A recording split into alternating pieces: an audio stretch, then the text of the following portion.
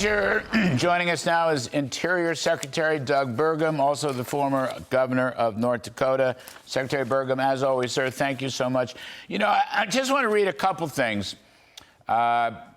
Smack in the front page, middle of the front page of this morning's Wall Street Journal, I'm sure you saw it, the fossil fuel industry gets its revenge on green activists.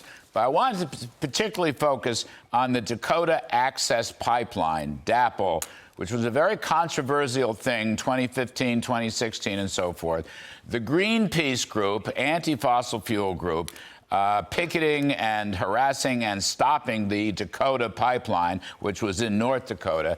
And it turns out a jury just awarded $670 million to the Energy Transfer Company, which was trying to build the pipeline, in a lawsuit against Greenpeace. And it may bankrupt Greenpeace here in the United States. You were the governor of North Dakota then, I think you were anyway, or you know something about it. And I wanted you to comment on it because I think this is very important and shows how, you know, Mr. Trump is transforming the whole story about fossil fuels and all the above energy. Well, yes, Larry, I was elected governor the same day that President Trump was first elected president back in November of 16, and the Dakota Access Pipeline protest was going full swing. And this ruling by the jury is really a win for the rule of law. In North Dakota, we understand the difference between free speech and violent action. And that protest, it was neither green nor was it peaceful. And when those protesters, after I took office, 76 days to clean out the camp, leaving behind what would have been one of the largest ecological disasters ever on the Missouri River in terms of the trash, the garbage, the propane tanks, the buildings, everything they left behind. But while the camp was going on, the violence, the law breaking, the harassment, the terrorizing, the cattle rustling, the wildlife violations, the human trafficking, the elder abuse. I mean, the list was on and on and on. And of course, they stopped a legal product going from a legally permitted pipeline, and that, of course, literally cost billions. And that, you know, began the whole era of I say pipeline, you say protest. So this is a win for linear infrastructure that we need to make our nation secure and our economy strong. Mr. Secretary, will that Dakota pipeline come back into play after this, or do we lose it, or what happens? Well, President Trump took office on January 20th of 2017. He issued the permit.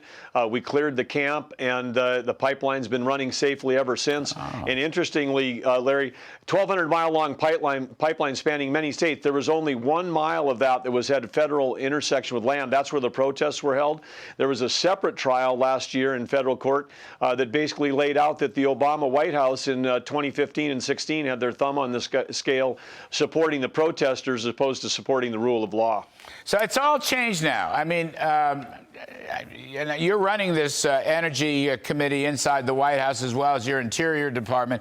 But I mean, the article in the Journal it's a very important one, I think, Doug, because it kind of walks through how everything is changing. The permitting is changing. The fracking is changing. The oil industry itself, oil and gas, is changing. And of course, the other thing shouldn't be lost, and I think you'd agree with me, the policy of Mr. Trump is all of the above. It isn't just let's rule out 80% of what we're having. That's the fossil fuel part. There's all of the above in order to give us enough power to lead the world and give us enough power to meet the demands of the new technologies like AI and so forth. Is that not the case? It's all of the above. Well, Larry, it certainly is. It's all of the above that's reliable and affordable. And so that includes geothermal, the advances that are coming in nuclear. It's going to include, if we can keep advancing solar, it's going to include that. The only thing that's off the table for sure is offshore wind, 3 times as expensive as onshore. And it's again, big issues there, potentially environmentally, big issues with instead of not in my backyard, people don't want them in their front yard. So that's a challenge. That's an industry that for 30 years has never stood on its own 2 feet. It's only stood on tax subsidies. So we're for everything that's affordable. That means we don't have to subsidize it through the roof, and it's reliable. It means it runs 24 hours a day. That's the kind of what we need to win the AI arms race against China. That's what we need to do to bring prices down for electricity at home, and that's what we need to do to be able to sell energy to our friends and allies so they can stop buying it from our adversaries. Yes. Yes, terrific stuff. And one last one, Mr. Secretary. You and HUD Secretary Scott Turner, who is a friend of mine and been on this show, you are unveiling, you're going to work together with him to jointly use federal lands to build more housing. You know, this could help homeless. This could bring down housing prices. This could give the young kids who voted for Mr. Trump, they all want a stake and get their own home. Could you just tell us a little bit about this, that you're going to work with Scott Turner at HUD? Well, absolutely. Scott Turner and I, we signed an MOU between Interior, which controls 500 million acres of land, and hundreds and thousands of those acres are very close to urban areas, including out west, where we've got fast-growing communities in places like Salt Lake and Salt Lake City area, around Las Vegas. The federal land bumping right up against cities. There's an opportunity we've got to smartly dispose of these lands, lease these lands, create revenue for the Treasury, help pay down our deficit and our debt, but then also drop the price of land that will make housing more affordable. So it's a win-win for Americans on both sides of that equation. And I might add, you know, mortgage rates are coming down. Long-term interest rates are coming down. I might also add, oil prices are coming down. I got West Texas at about $67. So things can't be all that bad, sir.